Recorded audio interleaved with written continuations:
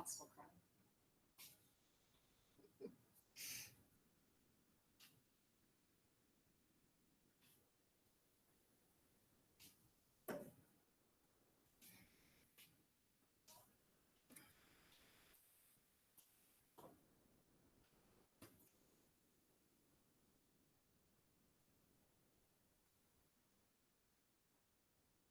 See my head peeking in. Welcome everybody to this second session of our Tech Talks this afternoon. All of the Grace teachers were asked if they had anything that they thought they could present to the group for technology and how they use technology in their classrooms. And we had 6 people who graciously volunteered to present this afternoon. I am Mary Swanson, and I am part of the tech team. I'm part of the integration tech team. I'm here today with Julie Lamb, who is going to present math centers that she uses in her classroom, in her 3rd grade classroom at St. Bernard. So welcome to Julie, and thank you very much. I'm actually way taller than Mary Swanson. I'm like nearly 6 feet tall, but I don't, want to seem intimidating or anything. So welcome. Good afternoon, everybody. It's Friday afternoon. The sun is sort of shining. It's May, and we are a half hour closer to the end of the day than we were with the last group. So woohoo, so much to celebrate. I'm celebrating that this will be the last time I will do this presentation because I have done it to the dashboard of my car for the last 2 weeks. And I'm starting to feel slightly insane that every time I get in the car, I begin this talk as practice. There have been some dicey situations on the road, some weird looks at red lights. And again, I'm not getting a lot of quality feedback from my dashboard.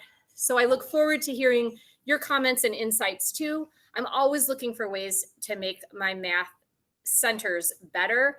And I'm sure many of you are trying some of these techniques, and I'd love to hear what I can do better or how I can tweak it to make it even more effective for my students. I love teaching math, and even more so, I love how I teach math. I love doing it in this format. It brings me a lot of joy and energy, which is really important to continue on throughout the rest of my teaching day. I really feel like math centers have helped me meet my goals as a math teacher with student engagement and just the results I see of students who love math. But deciding to do centers is admittedly very scary. Scary from a class management component, and then also the idea that would you be putting in even more work if you're planning for all these centers and instruction. So you have to have really good reasons why you want to do centers. And so my 2 reasons for doing math centers are these. I feel like I can be extremely efficient and effective as a teacher by doing centers. I don't feel the most effective way to instruct in math is a lecture and then workbook activities.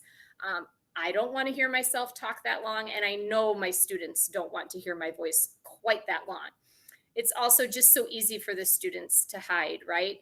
And so sometimes we get caught up though in the idea that if we just had more instructional time, we could do more with math, but it's really not about the more, it's about the doing it better. And I feel like centers allow me to do the math better within the given time period. So this little one-liner came to me that more is not always better, but better is always more. And that's how I try to make my math day go, that I'm doing each minute of that math is purposeful and intentional and then effective for my students. The other word that I've definitely made up is mathfidence, which is your math confidence. And every year I'm a little sad with the students who show up in 3rd grade and they've already decided that they're not good at math and that they may never be good at math. And maybe it's because their dad wasn't good at math or their grandpa wasn't good at math, but they just really lack confidence in math. They probably see their peers answering questions really quickly and they've just decided that there's no hope for them. Centers allow me to differentiate for those students and give them opportunities to feel successful in math. I feel like I want all my students to feel like a math genius. And when I am able to differentiate and teach to their success, I give them an opportunity to feel that way. And that increases their math fidence and then hopefully their love for math. And if you feel confident at something, you're much more likely to be adventurous, and adventurous students are just better students. So these are my 2 why reasons of why I took the plunge to do math centers. So here's how I do my centers. And this can look so many different ways, but this is what I've settled on that works really well in my classroom. I do a whole class nugget lesson, which is where I take my math expressions lesson of the day and I essentially try to find the truth, the one thing I want them to know. And I teach that. I use the smartboard, we use our workbooks, we talk about it. I move pretty quickly. I recognize that I've got a small number of students who knew that thing before I even started to teach it. And then I have a small group who, even if I taught it for 50 minutes, still probably wouldn't know that thing. And then I have that bulk of students who just need it to be presented to them and then need some more practice.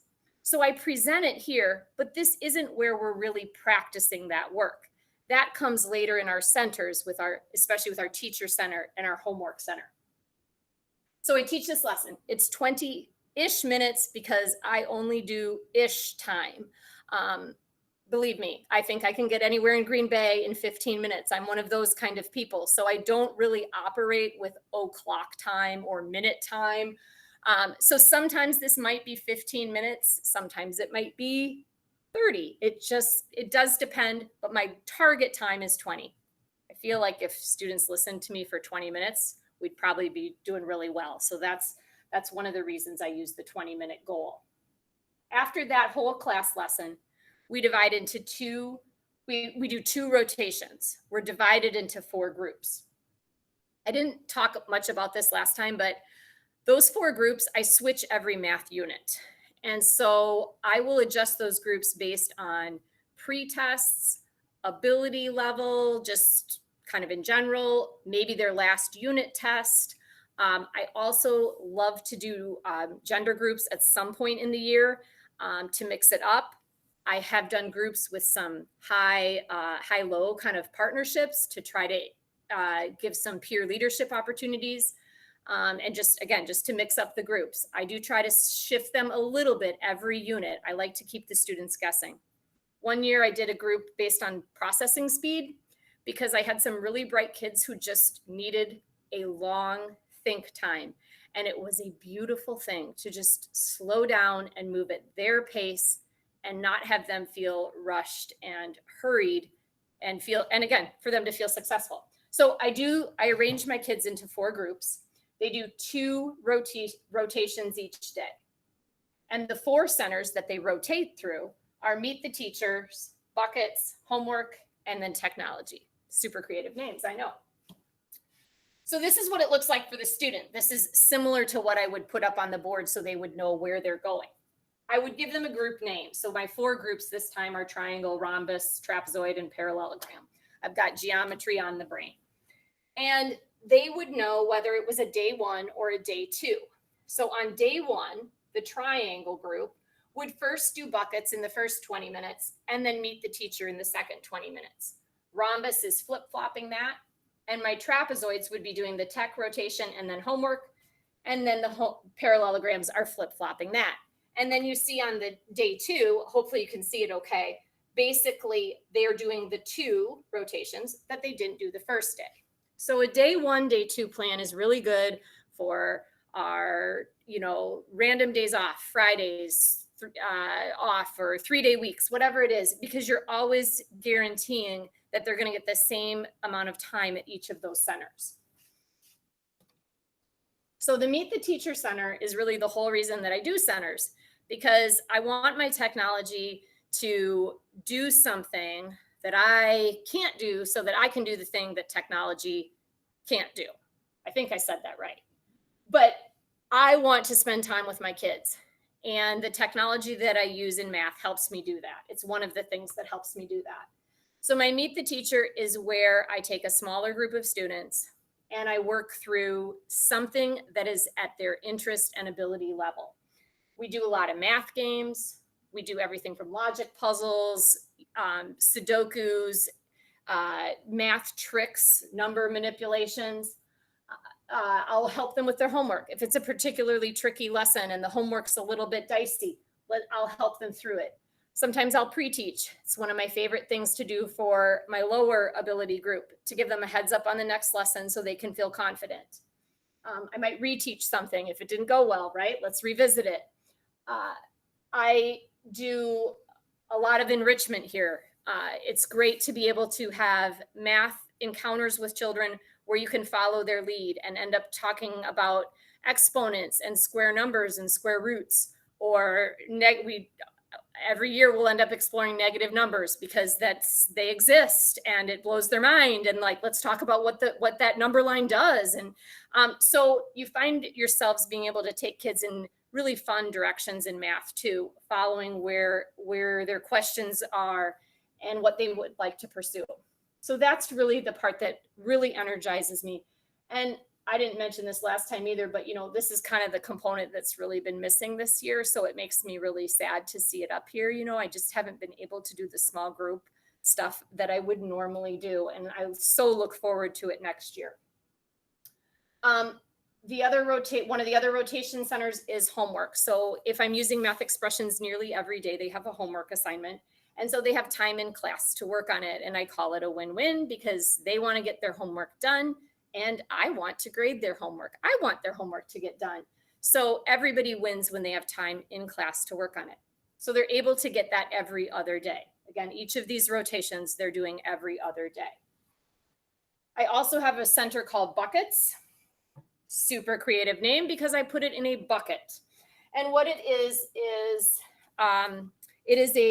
it's my idea of a manipulative for third grade. It's a Teachers Pay Teachers thematic booklet program that offers them some cards and stuff that they can manipulate and put together. And then it has answer spots on here. I don't know if I have the right one. There it is. The arrays. And in this particular activity, they had to match an array with an equation and then solve that equation and draw it.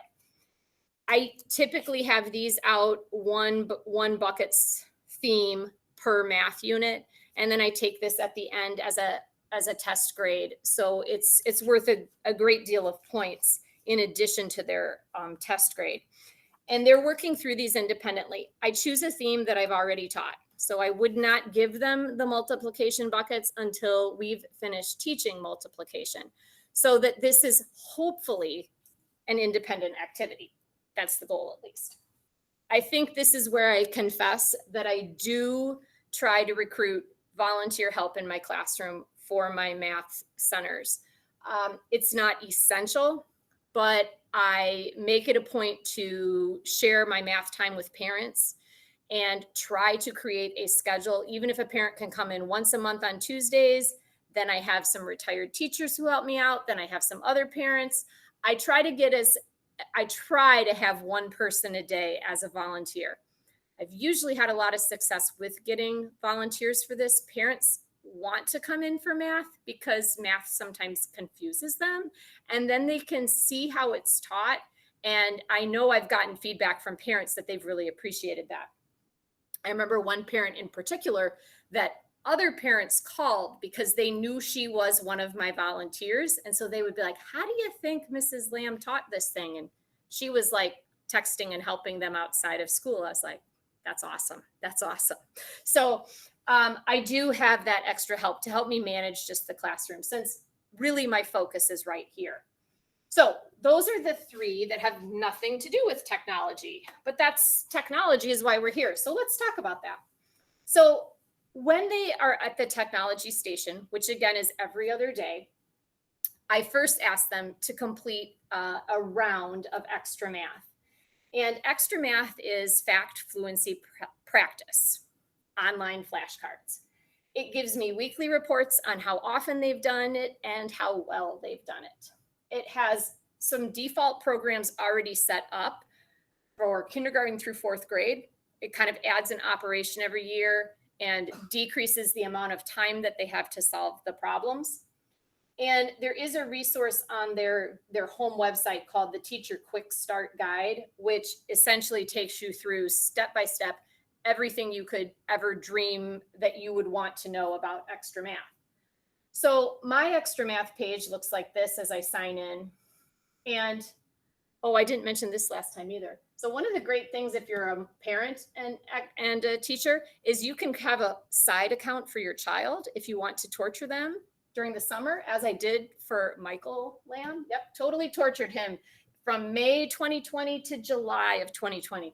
I don't even remember what he did or why he deserves such torture, but I made him do extra math during that time. So you can have all that information together, kind of a plus for those of us who are juggling our school students and our other students and the students we have to feed. Okay, so this is my class. It gives me information about their current fluency score, if they've passed out of it completely.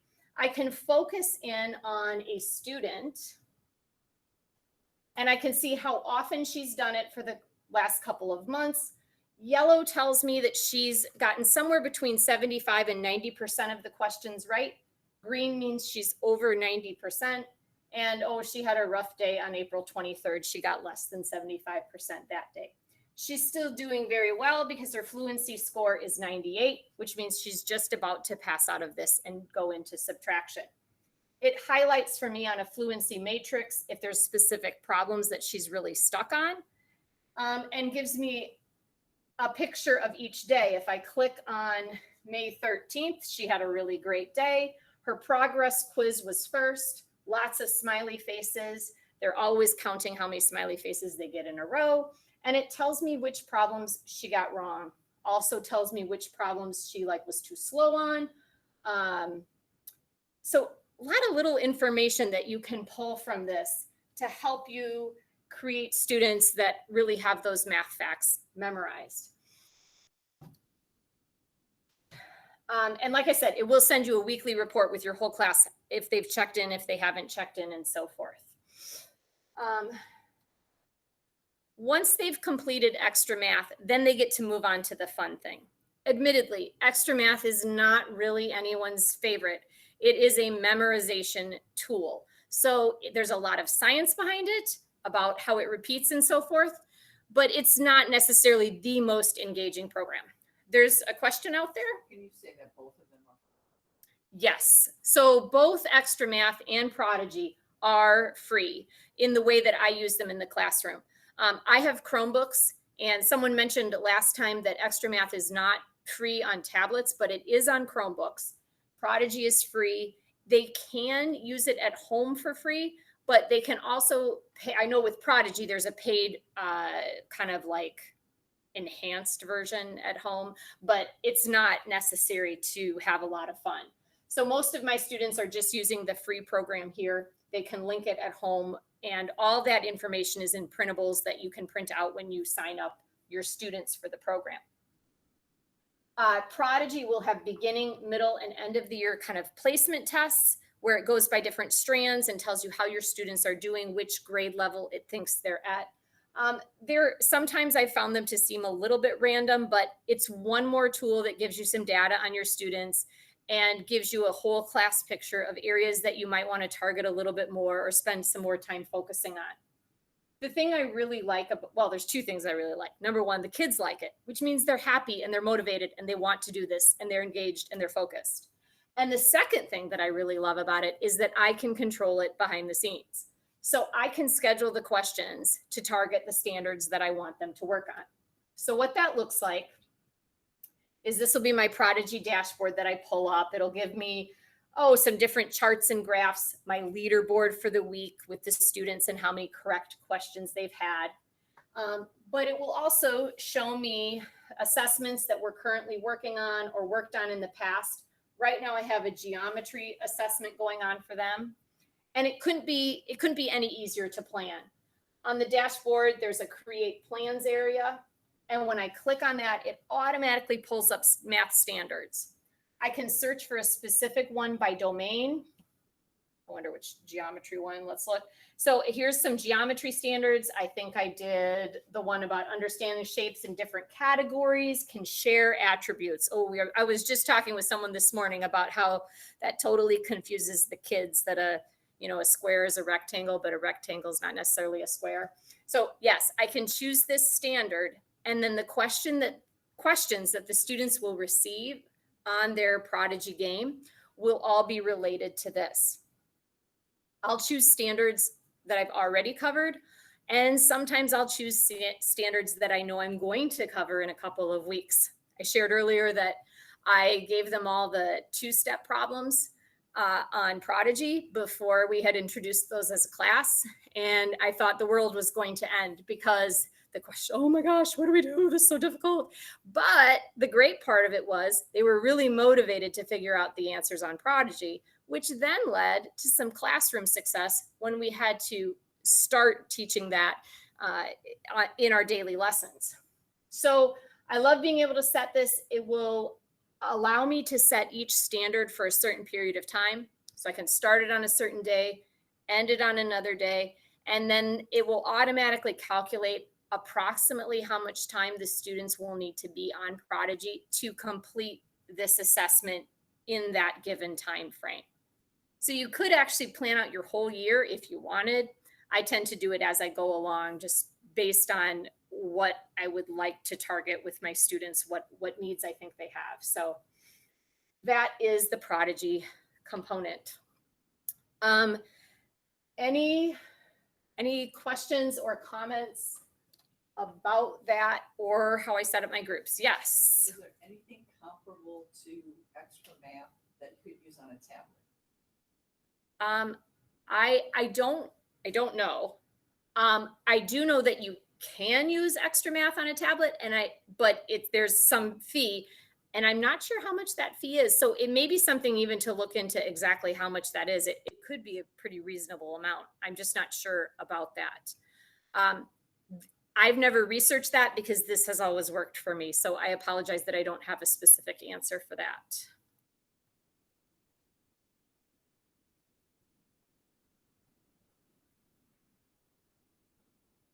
Oh, I guess I did not mention as I'm looking over stuff, Extra Math does also have you can select Spanish as the language, which has been helpful for some of my students to have the instructions. There's a guy who comes on in Extra Math and gives them helpful tips and feedback. And then the printables that can go home, those can all be done in Spanish if that's helpful for your student. I believe there's some other languages as well, but I figured Spanish is the one we would primarily use in that particular case. Let me see if the students tend to really explore Prodigy on their own. And I was also saying they answer a lot of their questions. The format of it is really easy. So they're able to learn and help each other out a lot on that website. Yes. Okay. Taylor said Freckle, Monster Math, and Math Duel.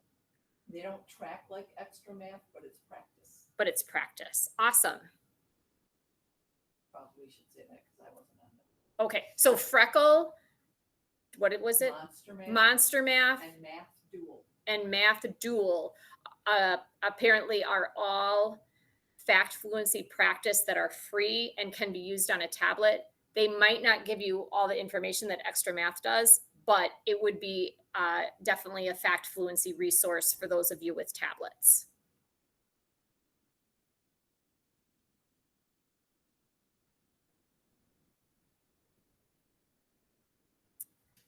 Anything else? Otherwise, I hope you have a wonderful weekend. Thank you for joining me, and have a great, I hope you have a wonderful math rest of your year. So have a great day. Good work, Laminator. Hello. Great job, Julie. Thank you. Oh, thank you.